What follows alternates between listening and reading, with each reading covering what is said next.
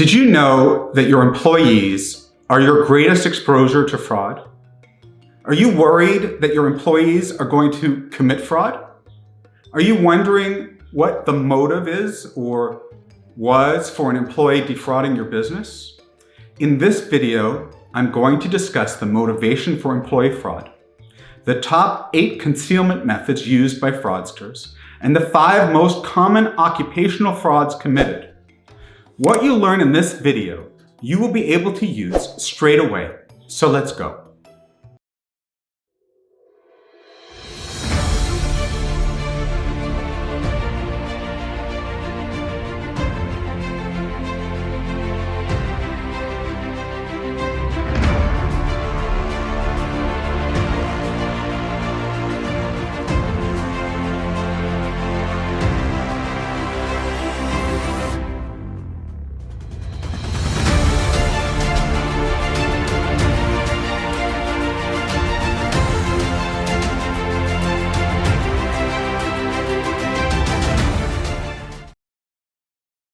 With the economy battling to find its footing, many businesses and individuals are facing the greatest financial concerns ever in their lives.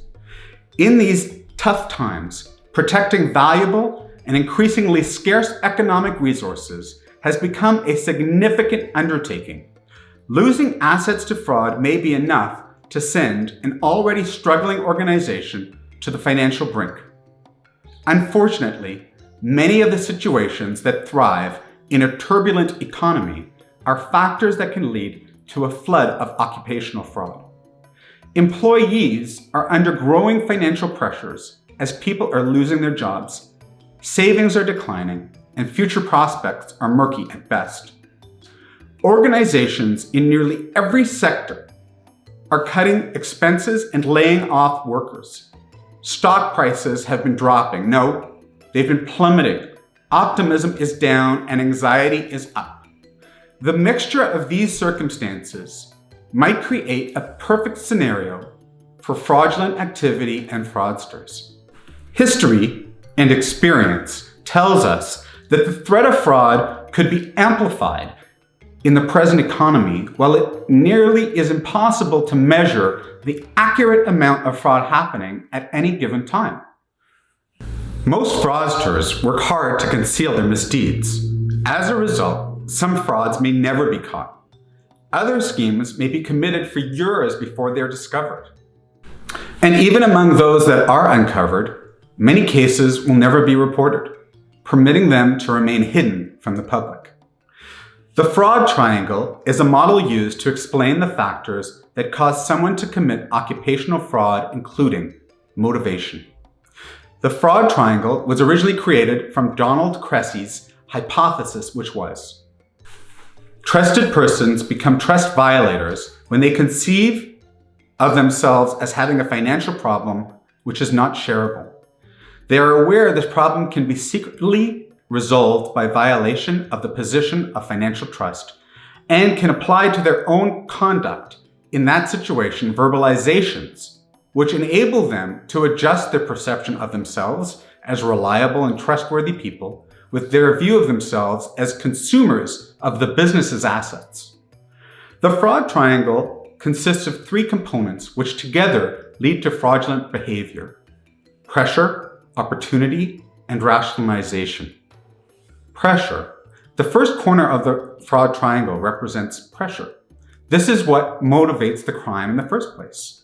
The individual has some financial problem that he or she is unable to solve through legitimate means, so he or she begins to consider committing an illegal act, such as stealing cash or falsifying financial statements, as a way to solve their problem.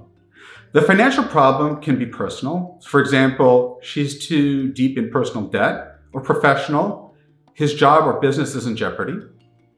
From my experience, examples of pressure that commonly lead to fraud include an inability to pay one's bills, a drug or gambling addiction, an affair or extra relationship on the side, the need to meet earnings to sustain investor confidence, the need to meet productivity targets at work, a desire for status symbols such as a bigger house, a nicer car, etc. Opportunity.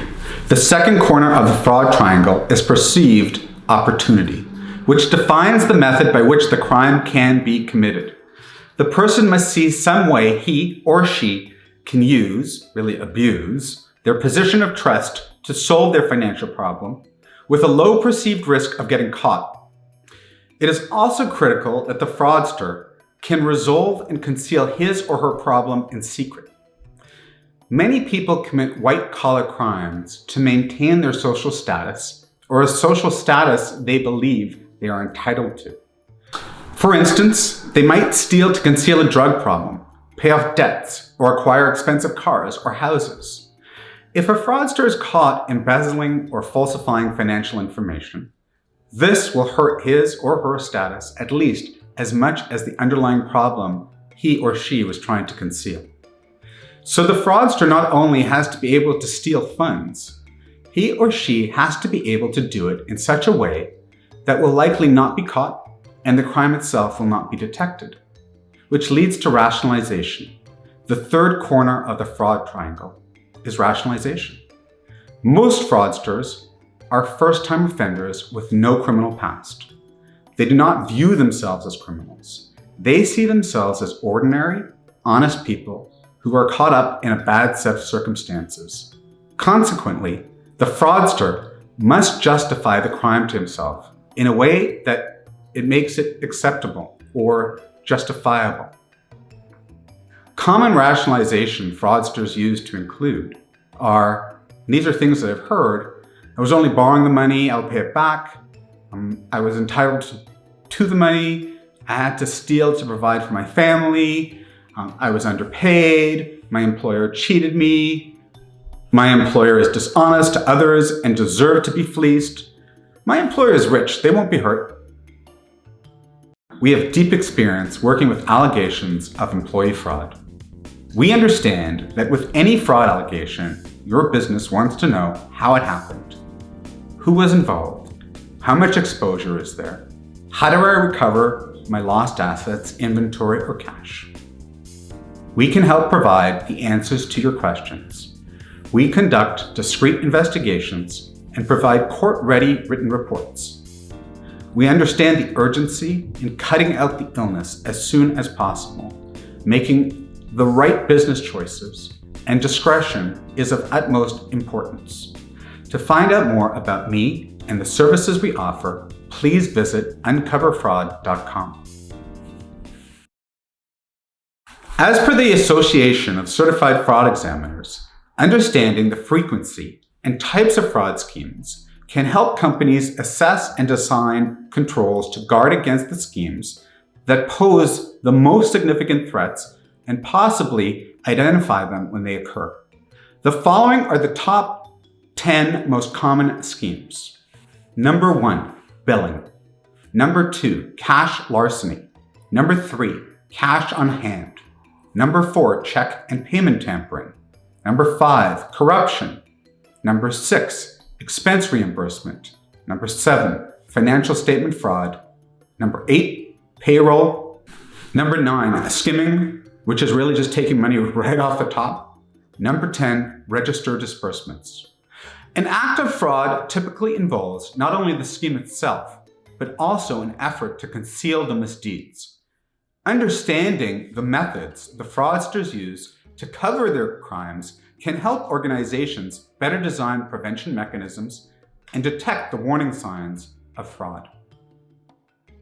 As per the Association of Certified Fraud Examiners, the following are the top 8 concealment methods used by fraudsters.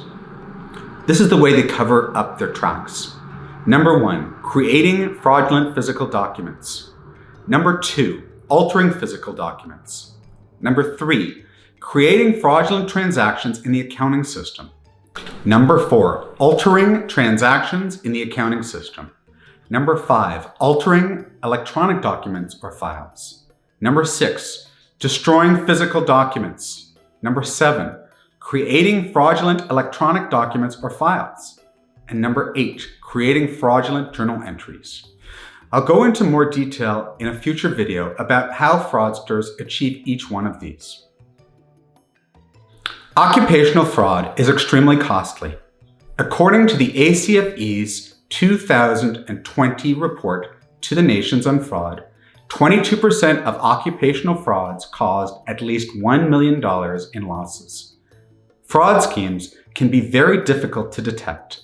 The typical occupational fraud lasted 14 to 16 months before it was discovered.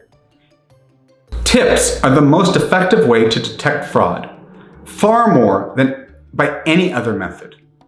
Anti-fraud controls work. Anti-fraud controls correlate to lower fraud losses and faster fraud detection. Please watch out for my video on anti-fraud controls. High-level perpetrators do the most damage because they usually have more trust and access. Criminal fraud referrals are declining. Over the past 10 years, the percentage of occupational frauds referred to law enforcement have declined by 16%. If your company suspects employee fraud, your goals need to be investigating exposure and involvement and acting on it. My name is David Melamed, and I am a forensic accounting and fraud investigation expert. To find out more about me and the services we offer, please visit uncoverfraud.com. If you found this video helpful today, please don't forget to subscribe to my YouTube channel, as I'm going to be publishing regular fraud videos on the channel. Thank you.